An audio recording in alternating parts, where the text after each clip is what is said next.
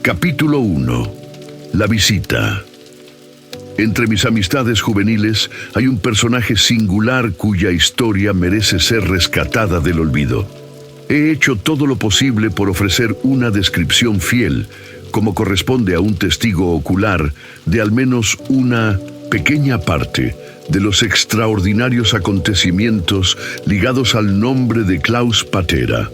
Sin embargo, algo muy extraño sucedió mientras lo hacía. Mientras anotaba mis vivencias con esmero, sin darme cuenta, comencé a intercalar una serie de escenas que ningún ser humano podría haberme narrado y que, además, me habría sido imposible presenciar personalmente. Pronto descubrirán los fenómenos tan extraños que la proximidad de Patera era capaz de despertar en la imaginación de todo un pueblo. A este extraño influjo debo atribuir mi enigmática clarividencia. Si algún lector busca una explicación, le sugiero que recurra a las obras de nuestros más ingeniosos psicólogos. Conocí a Patera en Salzburgo hace ya 60 años, cuando ambos ingresamos en el instituto de la ciudad. Él era un joven bastante pequeño, aunque de hombros anchos, y lo único que realmente destacaba era el perfil clásico de su rostro coronado por hermosos rizos. Dios mío, entonces no éramos más que dos chicos rudos y bulliciosos. ¿Qué importaban entonces las apariencias? Aún así, debo confesar que incluso hoy, ya en mi madurez, siguen frescas en mi memoria sus ojos enormes, ligeramente saltones, de un gris claro. Pero ¿quién iba a imaginar lo que sucedería después? 3 años más tarde, dejé aquel instituto para ingresar en otro centro de enseñanza. El contacto con mis antiguos compañeros se hizo cada vez más esporádico, hasta que finalmente abandoné Salzburgo y me mudé a otra ciudad, perdiendo de vista todo lo que allí había sido familiar durante tantos años. El tiempo pasó, y con él se desvaneció mi juventud. Durante ese tiempo, acumulé varias experiencias muy satisfactorias. Ya tenía 30 años y estaba casado. En ese entonces, comenzaba a abrirme camino en la vida como un modesto dibujante e ilustrador. De pronto, todo ocurrió en Múnich, donde en ese entonces vivíamos. Una brumosa tarde de noviembre me anunciaron la visita de un desconocido. ¡Que pase! El visitante era, hasta donde pude distinguir en la penumbra, un hombre de aspecto anodino que se presentó precipitadamente, Franz Gauch. Por favor, ¿podría hablar media hora con usted? A lo que respondí afirmativamente. Le ofrecí una silla y ordené que trajeran luz y un poco de té. ¿En qué puedo serle útil? Mi indiferencia inicial se fue transformando en curiosidad primero, y luego en asombro, cuando el desconocido comenzó a relatar a grandes rasgos lo que sigue. Vengo a hacerle varias propuestas. No le hablo en mi nombre, sino en el de un hombre a quien tal vez haya olvidado, pero que aún lo recuerda perfectamente. Este hombre posee riquezas cuya cuantía supera todo lo que un europeo pueda imaginar. Me refiero a Klaus Patera, su excompañero de escuela. Le ruego que no me interrumpa. Gracias a una extrañísima casualidad, Patera llegó a tener en sus manos quizá la fortuna más grande del mundo. Su viejo amigo se dedicó entonces a la realización de un proyecto que, de alguna manera, implica la existencia de recursos materiales prácticamente inagotables. Había decidido fundar un reino de los sueños. El asunto es complejo, pero trataré de ser breve. Como primer paso, adquirió un territorio adecuado de 3.000 kilómetros cuadrados.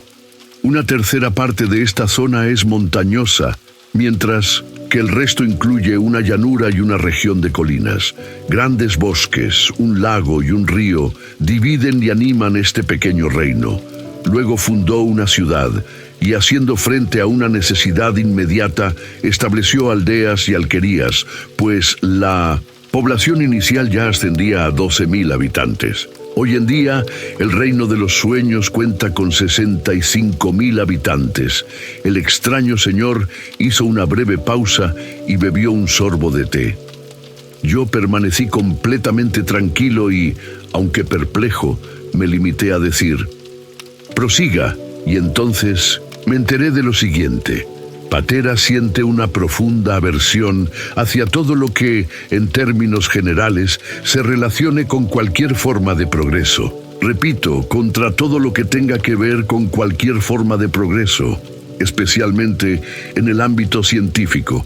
Le ruego que interprete mis palabras lo más literalmente posible, pues en ellas se encuentra resumido el propósito fundamental del reino de los sueños. Este lugar está separado del mundo exterior por un muro de circunvalación y protegido contra cualquier ataque por sólidos baluartes. Hay una sola puerta que sirve tanto de entrada como de salida, permitiendo un control estricto sobre el movimiento de personas y mercancías. En el reino de los sueños, refugio para los descontentos con la cultura moderna, se ha previsto todo lo necesario para satisfacer cualquier tipo de necesidad corporal. Sin embargo, nada es más ajeno al amo de ese país que la idea de forjar una utopía o un estado del futuro. Si bien la penuria material ha sido, dicho sea de paso, erradicada de él, los nobles y elevados objetivos de esa comunidad no apuntan en modo alguno a la conservación de los valores materiales, ni de la masa de pobladores, ni del individuo aislado. No, en absoluto. Pero ya veo su sonrisa de incredulidad, y en efecto, le aseguro que me resulta casi imposible explicar en pocas palabras lo que Patera intenta hacer realmente con el reino de los sueños. En primer lugar, debo precisar que toda persona que encuentra acogida entre nosotros está, ya sea por nacimiento o por algún golpe de fortuna ulterior, predestinada para ello. Como es sabido, una extrema agudeza en los órganos sensoriales permite a quienes la poseen captar ciertas relaciones del mundo individual que, salvo en momentos aislados, no existen para el hombre común. Y fíjese usted, son precisamente esas cosas que podemos llamar inexistentes, las que constituyen la quinta esencia de nuestras aspiraciones. El insondable fundamento del universo es, en su sentido último y más profundo, algo en lo que los soñadores, que así se autodenominan, no dejan de pensar ni un solo instante. La vida normal y el mundo onírico son tal vez conceptos antitéticos, y es precisamente esta diferencia lo que hace tan difícil un acuerdo entre ambos. Ante la pregunta, ¿qué sucede realmente en el reino de los sueños? ¿Cómo vive allí la gente? Me vería obligado, sin más, a guardar silencio. Solo podría describirle su aspecto superficial, y sin embargo, la búsqueda de la profundidad es justamente uno de los rasgos esenciales de quienes viven en el país de los sueños. Todo en ese lugar aspira a lograr la máxima espiritualización de la vida.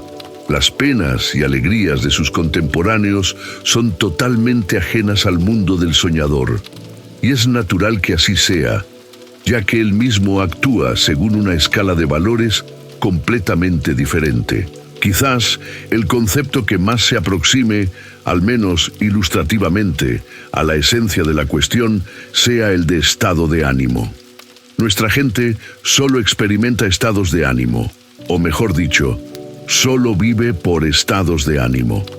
Toda la apariencia exterior que ellos configuran a su antojo y gracias a un sutilísimo esfuerzo mancomunado no constituye más que la materia prima. Cierto es que hemos tomado todas las medidas necesarias para evitar que ésta se agote. Sin embargo, el soñador no cree en nada más que en el sueño, en su sueño, fomentado y desarrollado por nosotros. Perturbarlo sería un delito de alta traición, inimaginable. De ahí que las personas invitadas a convivir en nuestra república sean sometidas a un riguroso examen. Para decírselo en pocas palabras y acabar de una vez, y al llegar a este punto, Gauch dejó el cigarrillo y me miró tranquilamente a la cara. Klaus Patera, señor absoluto del reino de los sueños, me encarga transmitirle, en calidad de agente suyo, una invitación para trasladarse a su país. Mi visitante pronunció las últimas palabras en voz más alta y con un tono bastante formal. Luego, el buen hombre se calló, y al principio yo también guardé silencio, cosa que cualquiera de mis lectores comprenderá. La sospecha de estar sentado frente a un loco se abrió paso en mí casi a la fuerza. Me resultaba sumamente difícil ocultar mi agitación. Haciendo como si jugara, aparté la lámpara fuera del alcance de mi visitante y al mismo tiempo retiré con gran destreza un compás y un cuchillo raspador, objetos puntiagudos y peligrosos. A decir verdad, toda la situación era sumamente embarazosa. Cuando comenzó a hablarme sobre el país de los sueños, pensé que se trataba de una broma que algún conocido se había tomado la libertad de hacerme. Lamentablemente, este atisbo de esperanza fue disminuyendo de forma alarmante, y ya llevaba 10 minutos sopesando desesperadamente mis posibilidades. No ignoraba que lo mejor que se puede hacer cuando se está con un enfermo mental es nunca desechar sus ideas fijas. Pero también es cierto que yo no soy precisamente un gigante, sino un hombre tímido y débil en el fondo. Y allí, sentado en mi habitación, estaba el corpulento señor Gauch, con su correcta fisonomía de asesor, sus quevedos y su barbilla rubia, terminada en punta. Tales eran, a grandes rasgos, las ideas que cruzaron por mi mente en ese momento. Y algo tenía que decir de todos modos, ya que el buen hombre esperaba mi respuesta. En caso de que le sobreviniera un ataque de rabia, aún podría, en última instancia, apagar la lámpara de un soplido y escabullirme de la habitación, que conocía palmo a palmo. Claro. Estoy entusiasmadísimo. Solo quisiera consultar el caso con mi esposa. Mañana, señor Gauch, recibirá usted mi respuesta. Dije todo esto en un tono conciliador y me levanté. Pero mi huésped permaneció sentado tranquilamente y replicó, con voz seca: veo que no ha logrado comprender nuestra situación actual, cosa que no me extraña en absoluto. Lo más probable es que no conceda usted crédito alguno a mis palabras, si es que su nerviosismo, contenido con gran dificultad, no encubre una sospecha aún más grave sobre mi persona. Le aseguro que estoy completamente sano, tan sano como cualquiera. Lo que le acabo de comunicar es un asunto sumamente serio, aunque reconozco, claro está, que pueda parecer extraordinario o fantástico. Tal vez se tranquilice en cuanto haya visto esto, y al decir estas palabras, sacó un paquetito de su bolsillo y lo puso sobre la mesa, delante de mí. En él leí mi dirección exacta. Rompí el precinto y tuve entre mis manos un estuche de cuero liso y color gris verdoso, en cuyo interior se veía una pequeña miniatura, el típico retrato de medio cuerpo de un joven. Sus rizos castaños se ensortijaban en torno a un rostro de apariencia extrañamente clásica.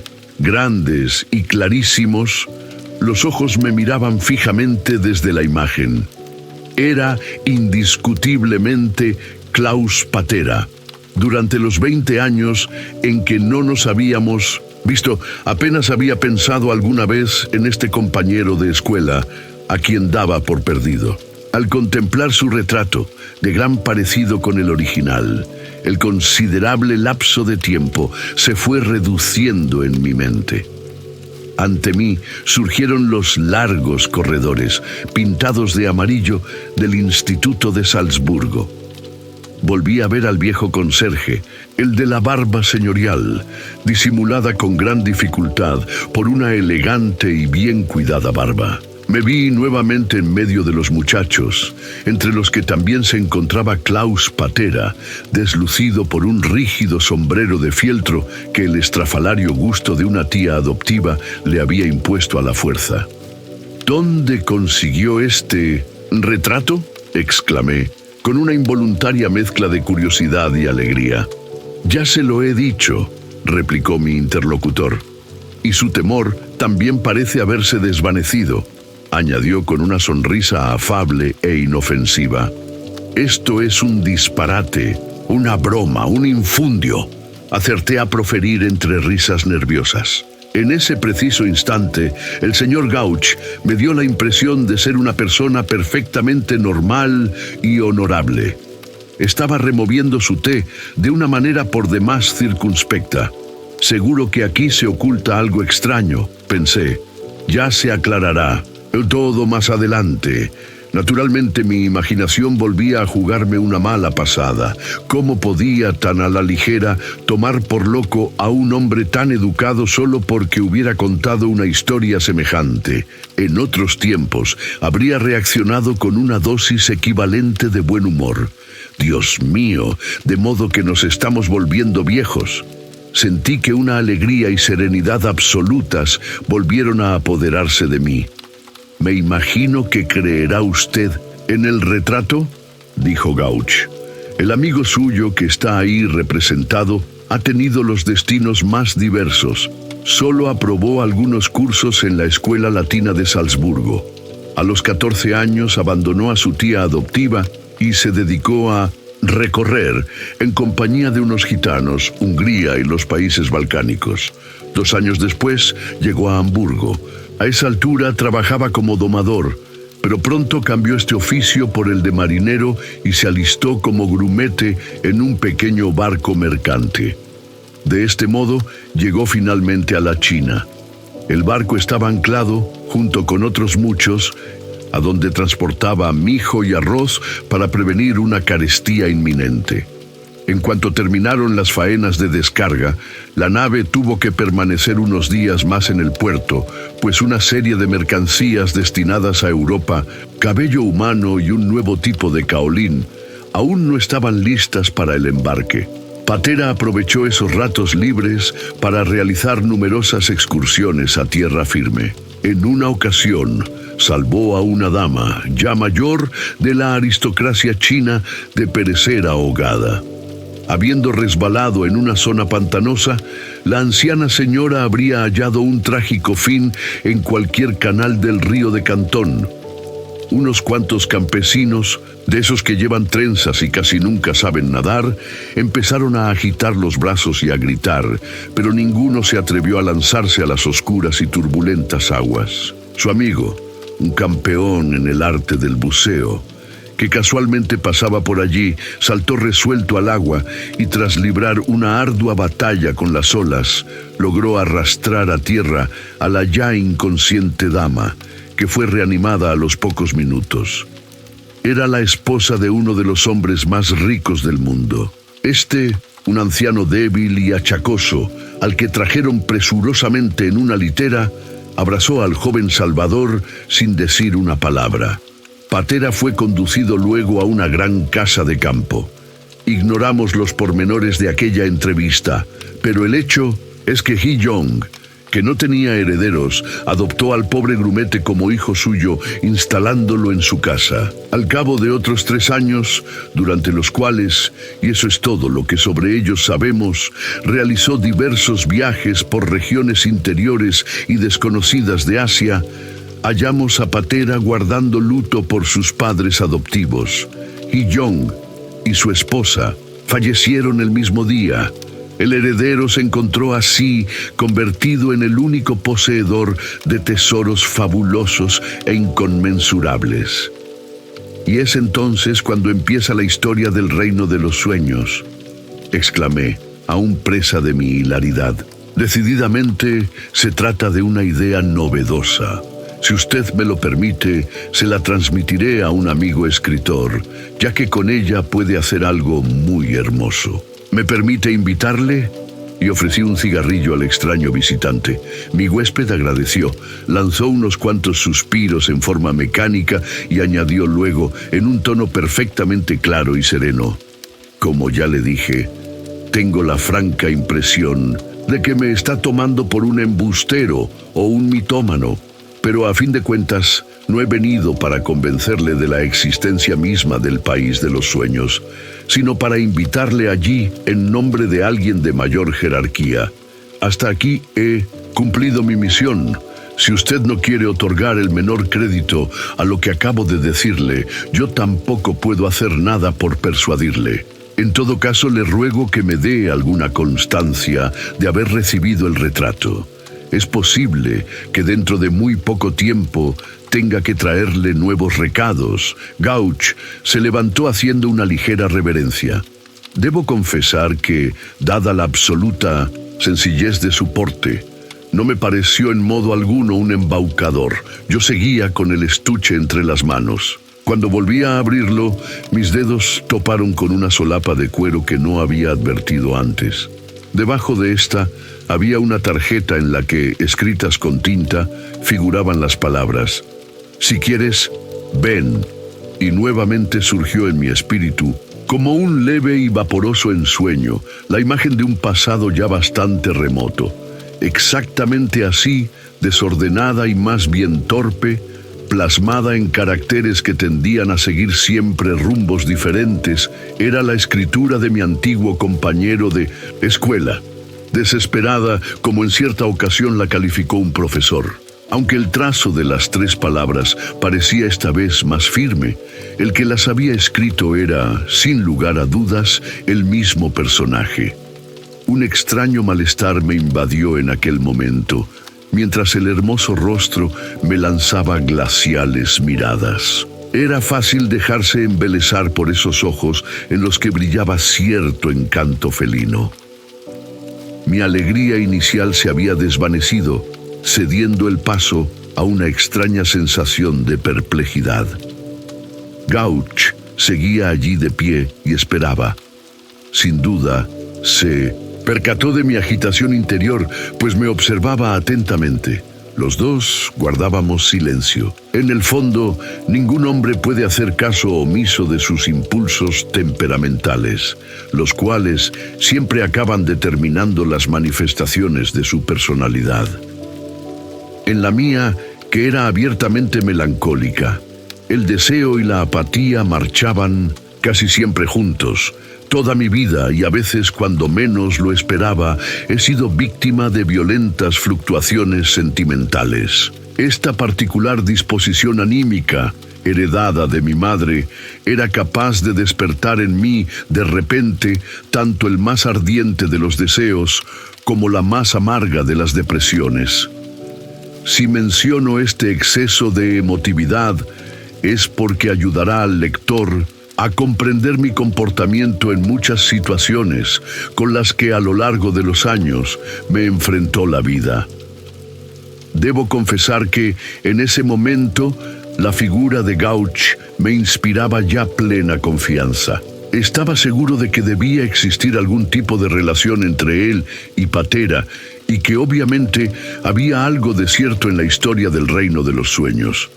Tal vez había formado una falsa impresión de ella al tomarla demasiado literalmente. El mundo es grande y ya me han sucedido muchas cosas extrañas.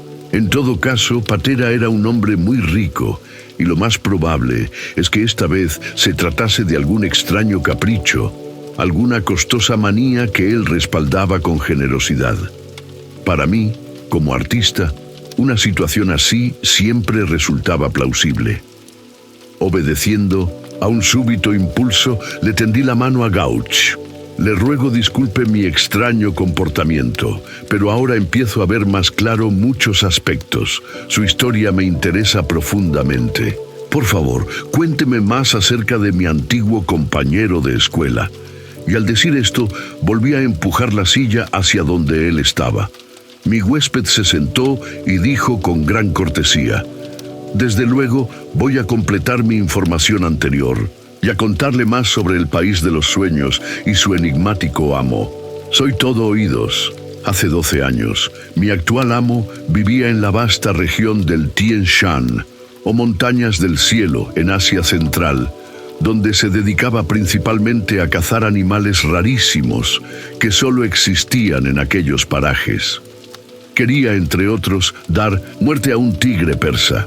Un ejemplar que, para ser exactos, pertenecía a una especie más pequeña y de pelaje especialmente largo. Una tarde, al descubrir las huellas del animal, se lanzó tras él. Con ayuda de su compañero Buriato, logró en poco tiempo sacar al animal de su guarida. Pero antes de que pudieran disparar un solo tiro, la enfurecida bestia se abalanzó sobre ellos. El asiático logró esquivarla a tiempo, pero Patera fue derribado.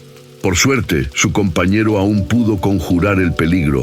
Con un tiro en la cabeza, disparado a muy corta distancia, mató al animal. Patera quedó con una mano destrozada. La herida les obligó a permanecer más tiempo en aquel lugar, pues no quiso sanar hasta que un anciano, jefe de una extraña tribu cuyos miembros tenían los ojos azules, aplicó sus artes terapéuticas sobre ella. Esta reducida comunidad, que contaba con apenas un centenar de miembros, se distinguía además por el color de su piel, de una blancura excepcional. Enclavada en el seno de una población mongólica pura, los descendientes de la gran horda kirguís vivía totalmente aislada y no se mezclaba con los pueblos vecinos. Ya por entonces debían haber adoptado una serie de costumbres extrañas y misteriosas, sobre las cuales lamentablemente no puedo ofrecerle detalles precisos. Lo cierto es que Patera fue admitido en la tribu y se interesó profundamente por ellos. Cuando continuó su viaje, dejándoles previamente cuantiosos regalos, lo hizo con la promesa de regresar muy pronto. Los notables le acompañaron durante un buen trecho y, según dicen, la despedida fue bastante solemne. Nuestro amo quedó profundamente conmovido por todo ello. 9 meses más tarde, regresó para siempre a ese lugar. En su séquito figuraban un mandarín de alto rango y un equipo de ingenieros y geómetras. Levantaron un gran campamento junto al país de los amigos ojizarcos del amo, quienes manifestaron una inmensa alegría al verle de nuevo. Un ingeniero amigo mío, que aún vive en el país de los sueños, me contó en cierta ocasión lo que sucedió después. Trabajaron intensamente y el resultado de sus esfuerzos fue la delimitación y compra de un vasto terreno. Se trataba de varios miles de millas cuadradas, sobre las cuales se estableció el reino de los sueños. El resto de la historia se puede resumir en pocas palabras. Un verdadero ejército de culíes trabajó día y noche bajo la dirección de varios expertos. El amo apremiaba constantemente la finalización de los trabajos. 2 meses después de su regreso, comenzaron a llegar las primeras casas de Europa, todas bastante antiguas y ya deterioradas por el uso. Tras desmontarlas cuidadosamente, se ensamblaban nuevamente las diversas piezas y se colocaban sobre los cimientos previamente construidos. Claro que el aspecto de aquellas viejas paredes, sucias y ennegrecidas por el humo, dio lugar a numerosos comentarios. Sin embargo, el oro fluía a raudales y todo se cumplió según la voluntad del amo. Las cosas salieron a las 1000 maravillas. 1 año más tarde, Perla, la capital del reino, debía ofrecer aproximadamente el mismo aspecto que ahora tiene. Todas las tribus que habían vivido allí se retiraron junto con los obreros y solo se quedaron los ojizarcos. Gauch hizo una pausa. Pero aún sigo sin comprender, dije entonces, ¿con qué sistema compra Patera las casas? Pues yo tampoco lo sé, prosiguió. Son todas estructuras antiguas.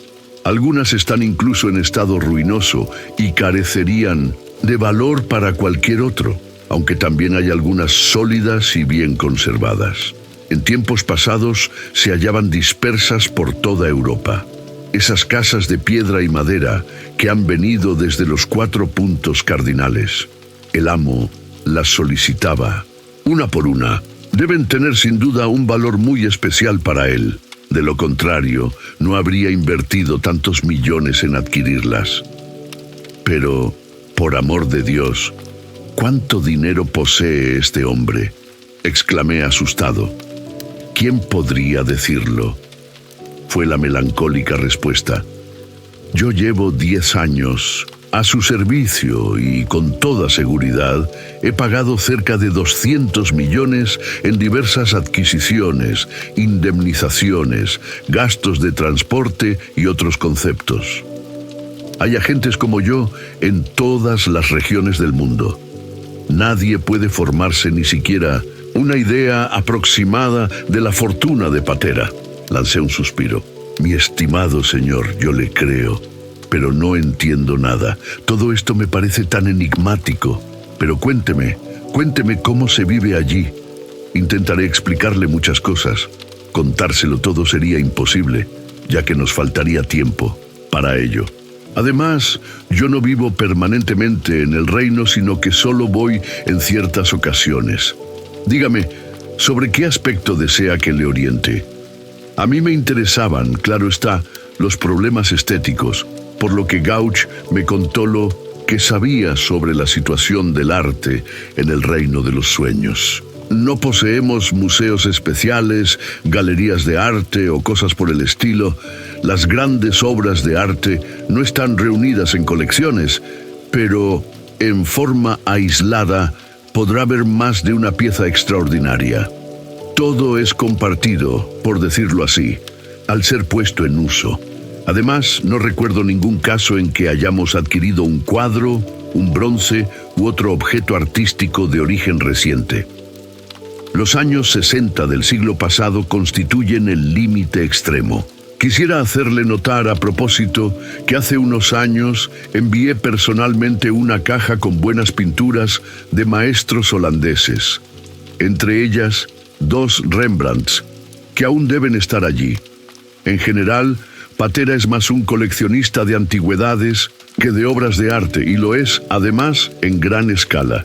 Como ya le dije, adquiere incluso enormes edificios. Y hay algo más. Dotado de una memoria que escapa a mi capacidad de comprensión, recuerda casi todos los objetos que existen en su reino. Nosotros, los agentes, somos quienes los compramos por encargo suyo. Con frecuencia, recibimos listas de las cosas deseadas, en las que se dan indicaciones precisas sobre los detalles más ínfimos y se especifica, además, dónde y en poder de quién se encuentran dichas cosas. Las mercancías, por las que muchas veces pagamos precios elevadísimos, son luego cuidadosamente empaquetadas y enviadas a Perla. Todo eso cuesta muchísimo trabajo, añadió. A veces no logro explicarme de dónde provienen los asombrosos conocimientos que el amo posee sobre el tema. Pese a que llevo varios años a su servicio y debería estar acostumbrado a muchas cosas, constantemente me llevo nuevas sorpresas, reclama con idéntica insistencia objetos de gran valor y otros que, a todas luces, no son sino trastos viejos. ¿Cuántas veces he tenido que hurgar en sótanos y desvanes de casas de familias burguesas o de solitarios habitantes de las montañas en busca de alguna antigüedad inservible? A menudo, ni los propios dueños sabían de la existencia de tales objetos: una silla rota, un antiguo mechero, un tubo de pipa, un reloj de arena o cosas por el estilo. Muchas veces, cuando el objeto es excesivamente insignificante, me lo regalan con una sonrisa. Sin embargo, con suma frecuencia he pasado también momentos difíciles, pues la gente afirmaba no tener lo que yo andaba buscando, hasta que finalmente lo encontraba. Algunos campesinos astutos aprovechaban la situación para enriquecerse. Siempre ando ocupadísimo. Precisamente la semana pasada envié un lote de pianos antiguos, entre los que había algunos muy deteriorados. «Ah, si supiera cómo me gustan los trastos viejos», le interrumpí. «Pues ya ve, seguro que allí se sentiría usted muy a gusto. Hay todo lo que uno necesita. La comida es buena y no admite comparación con la repugnante pitanza que suele servirse al viajero en otros lugares de Oriente. Se vive cómodamente y, en todas partes, encontrará compañía estimulante. Tendrá incluso un simpático café a su disposición. ¿Qué más puede pedir?»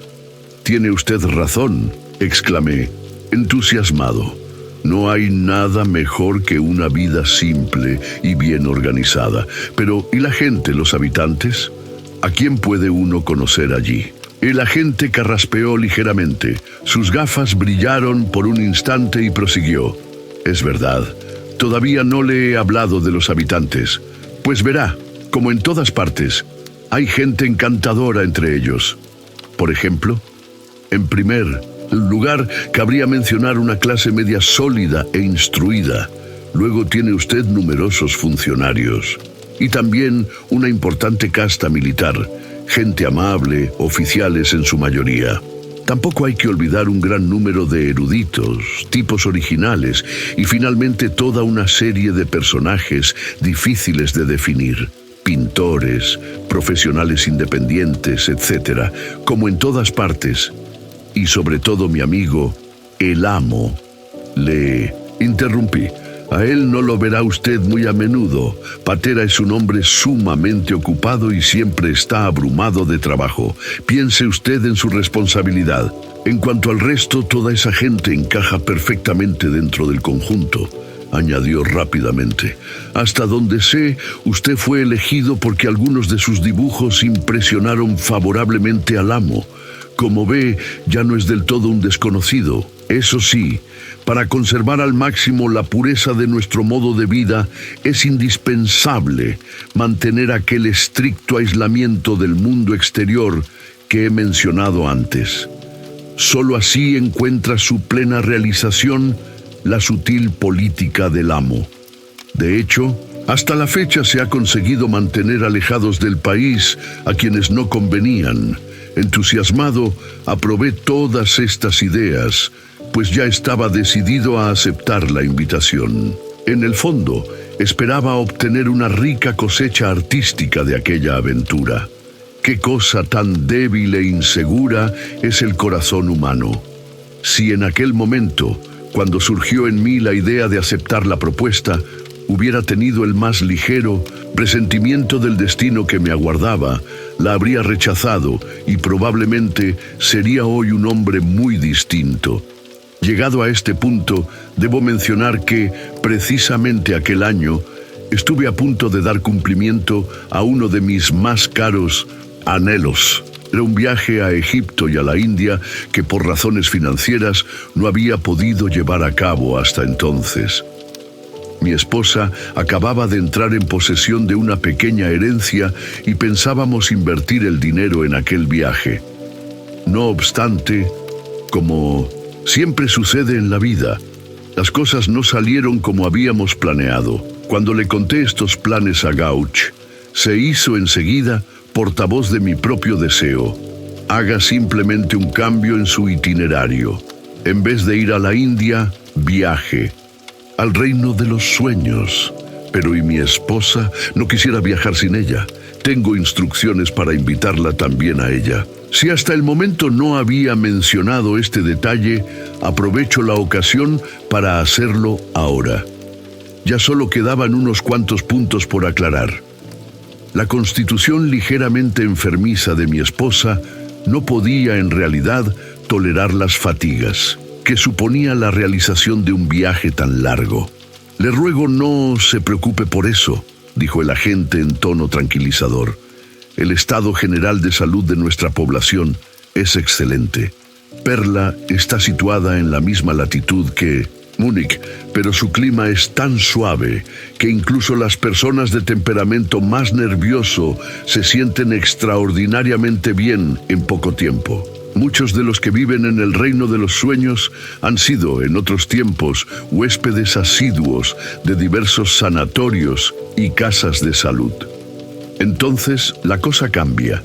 Acepto la invitación, dije, estrechando alegremente la mano de Gauch. Y en lo que respecta a los gastos del viaje, al decir esto, paseó una rápida mirada por la habitación y añadió solícitamente: tal vez no le vendría mal un pequeño suplemento. Lo que repliqué, riéndome: pues si quiere usted contribuir con unos 1000 marcos, ¿por qué no habría de aceptarlos?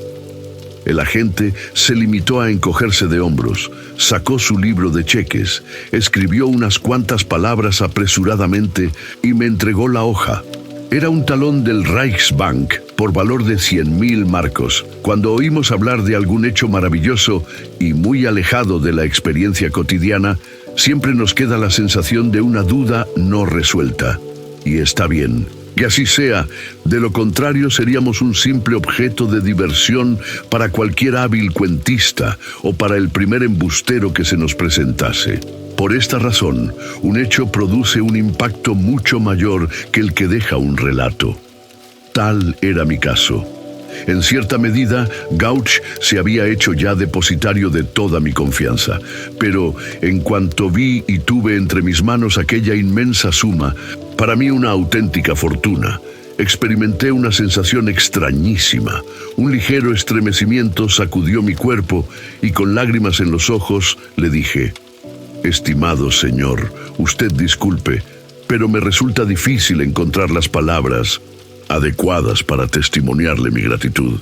No por este dinero, claro que no, pero fíjese usted, cuando uno ha pasado su vida entera anhelando ver cristalizarse un sueño y de repente éste se hace realidad, el instante en que tal cosa ocurre es grande y hermoso. Esto es lo que, gracias a su bondad, me ha sucedido hoy. Le estoy muy agradecido». Con estas palabras o algunas similares, di rienda suelta a mi excitación en aquel momento.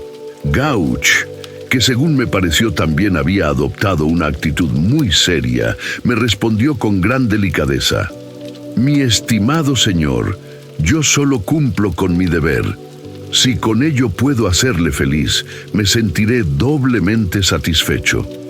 Pero a mí no me debe usted las gracias, pues yo actúo bajo las órdenes de una instancia superior. Solo me queda recomendarle que guarde absoluta reserva sobre todo lo que ha oído esta tarde. No hable con nadie del asunto, exceptuando, naturalmente, a su esposa.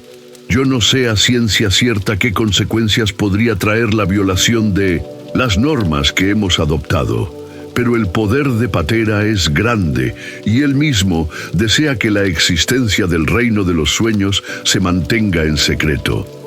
En ese caso, quizá no haya sido muy prudente de su parte contarme tantas cosas al respecto. Usted no podía saber cuál iba a ser mi reacción», le repliqué astutamente. «Pues no fue del todo así, mi estimado señor. Yo sabía que usted vendría». Y diciendo estas palabras, me estrechó la mano y se volvió hacia la puerta. «Ya se ha hecho tarde. Volveré a pasar mañana a esta hora para darle todas las indicaciones relacionadas con el viaje. Entre tanto, hable usted con su esposa y transmítale mis respetos. Buenas noches». Y se marchó. Los 10 minutos que transcurrieron hasta que mi esposa regresó de hacer sus compras me parecieron una eternidad. Tenía que hablar, contarle a alguien el inaudito suceso. Necesitaba un interlocutor. Y allí estaba ella. La posibilidad de darle una sorpresa se fue, naturalmente, al agua, pues la agitación se me leía en la cara. Cierto es que escuchó con suma atención mi asombroso relato, pero al final no pudo por menos de preguntarme en tono burlón: «¿Estás en tu sano juicio?» «Perfectamente, querida. Yo también tomé a Gauch por un loco o embaucador antes de convencerme de su honestidad y nobleza. Y con aire victorioso, eché entonces mi triunfo. El cheque, que también en este caso tuvo un efecto mucho más convincente que el relato. Después de aconsejarme que averiguara a primera hora si tenía fondos, nos pusimos a discurrir sobre el viaje y todos sus detalles. «Pero, ¿dónde está el retrato? Muéstramelo». Su impresión fue de profundo asombro. Tras haberlo contemplado un buen rato, se recostó y murmuró con voz resignada: «¿Crees realmente que debemos ir? Este hombre no me gusta. No sé por qué, pero hay algo siniestro en su aspecto». Estaba al borde del llanto. «Pero cariño, ¿qué ideas se te ocurren?». La abracé riendo. Si es mi viejo amigo Patera, un hombre amable y simpático, el hecho de que utilice su dinero en cosas relacionadas con el arte lo hace aún más digno de aprecio. ¿No quisieras informarte un poco más por tu cuenta antes de emprender el viaje? No sé lo que tú quieras, pero de mi amigo respondo yo. Mañana sabremos si el cheque tiene fondos y, además, el reino de los sueños me parece una idea francamente grandiosa. Después de todo, teníamos pensado ir a la India. Pero tú nunca quieres verme enteramente feliz. Mis últimas palabras sonaron casi como un reproche. Intenté tranquilizarla y al final acabó dándome la razón, admitiendo que sus temores habían sido algo exagerados. Seguro que te sentirás muy bien allá. Piensa un poco en las ideas fabulosas que me inspirará todo aquello. ¿Y el dinero? ¿No te parece increíble? Volvió a sentirse animada y, ya más tranquila, comenzó a ocuparse inmediatamente de los problemas prácticos de la mudanza. Yo, en cambio, ya me sentía como un habitante del país de los sueños y di rienda suelta a mi fantasía. Mis miradas pasaron repetidas veces del retrato al cheque y hasta me enamoré ligeramente de ambos. Estaba amaneciendo cuando nos quedamos dormidos. Una hora antes de que abrieran las cajas, ya estaba yo en el banco. Por mi cheque recibí un grueso fajo de billetes que previamente fueron contados 3 veces. En cuanto tuve aquel tesoro entre mis manos, me precipité en busca de un coche de alquiler para ponerlo a buen recaudo. En casa me esperaba una carta de Gauch. Lamentaba muchísimo no poder venir, decía, pero nuevas órdenes se lo impedían. Nos aconsejaba en tono urgente que emprendiéramos el viaje lo antes posible, pues se preveían fuertes tormentas en los 2 mares que debíamos atravesar. La carta, que terminaba con palabras de enhorabuena para el futuro, llevaba adjunto nuestro itinerario: Múnich, Constanza, Batumi, Bakú, Krasnovodsk, Samarcanda. Allí nos esperarían en la estación del tren. Ya habían enviado nuestros datos y, como única credencial, tendríamos que mostrar el retrato de Patera. Habíamos tomado la firme decisión de cerrar nuestra casa. Todos los preparativos para el largo viaje se realizaron con gran facilidad gracias a la decidida colaboración de mi mujer. A mí, el entusiasmo me duró hasta el final, aunque el último día que pasamos en nuestro antiguo hogar me invadió un sentimiento de extraña melancolía. No sé si a otros les sucede lo mismo, pero a mí me duele despedirme de los lugares con los que he llegado a encariñarme. Un trozo más de vida volvía a desprenderse de mí, para seguir viviendo solo en el recuerdo. Me asomé a la ventana.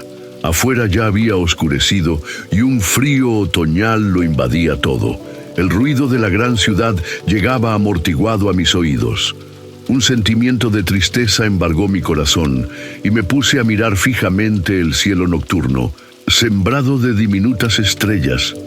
Entonces, un brazo amigo rodeó tiernamente mi cuello. Como pensábamos partir en el tren nocturno, pasamos la mayor parte del día siguiente, un viernes, en un hotel cercano a la estación. Compré 2 billetes del Orient Express hasta Constanza. Me despedí de unos cuantos conocidos con quienes tropecé casualmente, diciéndoles que nos íbamos a la India, y a las 9 de la noche estábamos instalados en el tren.